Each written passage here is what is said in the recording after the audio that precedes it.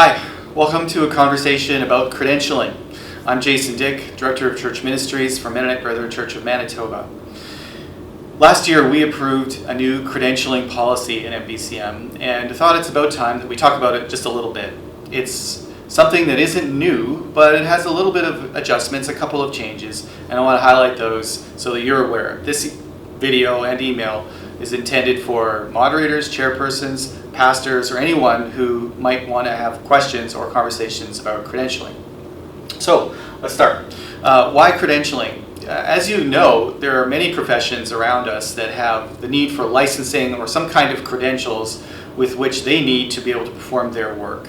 Our government doesn't require that we have that for our pastors, but it's been our practice, both nationally and provincially, that we do require our pastors in particular, and some others, to have credentialing in order to do their work within us. We think that's a good practice to maintain standards and to have agreements between each other about how we go about life and ministry in our churches. A question that does come up once in a while is who should be credentialed? We sort of know that it's pastors, but the policy says something, and I want to make that clear for you. Our policy says that anyone who has the title of pastor and is employed at half-time or more should be credentialed. In addition, any ministry leader, so someone who has a spiritual leadership role or a teaching role and is employed at half-time or more, should also be credentialed. And you might say, well, shouldn't any pastor or maybe some other leaders within our midst be credentialed too? And yeah, you're probably right. And we would absolutely love to engage that conversation and make that happen. And at the same time, our policy requires that pastors and ministry leaders that are at half-time or more are required to be credentialed. So that answers that question. The Code of Personal and Ministry Ethics is not a new practice. It has been our habit here in Manitoba to invite credentialed leaders to sign a Code of Personal and Ministry Ethics once in a while as an agreement between us as conference and pastors as pastors about how to go about this life and work of ministry. But we have not engaged this faithfully over the last number of years, and so we're wanting to reinstitute it as, again, a good practice for us as a church, as a community of churches, and as pastors. Now, one thing that comes up in a moment like this is someone will sometimes say when I bring up something like a Code of Personal Ministry Ethics is, I know why you're doing that. And it could be the case that the story you're thinking about, there's a situation in a church or there's a circumstance with a pastor somewhere that is connected to something like this or this thing in fact.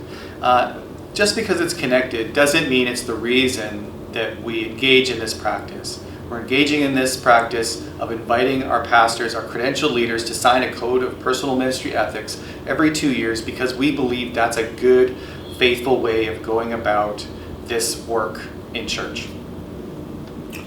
Retirement is something that has changed in our credentialing policy.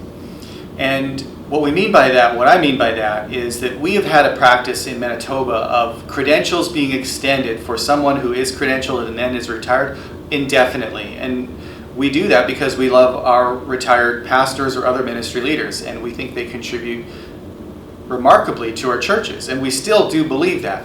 And we've made an adjustment. And that is that if you're retired and your employment, whether that's pastoral or otherwise, was somehow linked to credentialing, your credentials will extend for 24 months, and then they will cease, unless you apply for an extension.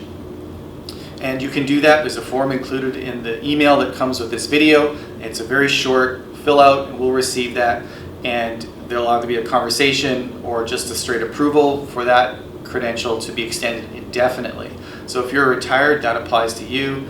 And if you're someone who knows someone who's retired in your church, please pass this on to them so that they can be informed of that. Ministerial misconduct is something that we would want to never happen in any one of our churches. And unfortunately, it does occasionally happen. And for us at MBCM, we wanted to address those circumstances, create supports for people who are accused of misconduct, as well as victims of misconduct, to be able to walk through these difficult journeys. And so please do read through carefully the ministerial misconduct policy that's again included in the email that accompanies this video. It applies to you. Please reach out. I've mentioned it maybe once or twice that you can do that. Please do. One thing I failed to cover earlier, but if you're someone who, when you read the Code of Personal Ministry Ethics, you think, it makes sense to me, I want to sign it and send it, please do. You can print it off, sign it, take a picture, email it to me, that's great. We're going to invite you to do that every 2 years. But if you're someone who has some concerns, has some comments, some questions, some way it's landing for you isn't quite right, please do reach out. I'd love to have that conversation with you. And additionally, you'll see another email up here, and that's Victor Neufeld from North Kildonan Mennonite Brethren Church.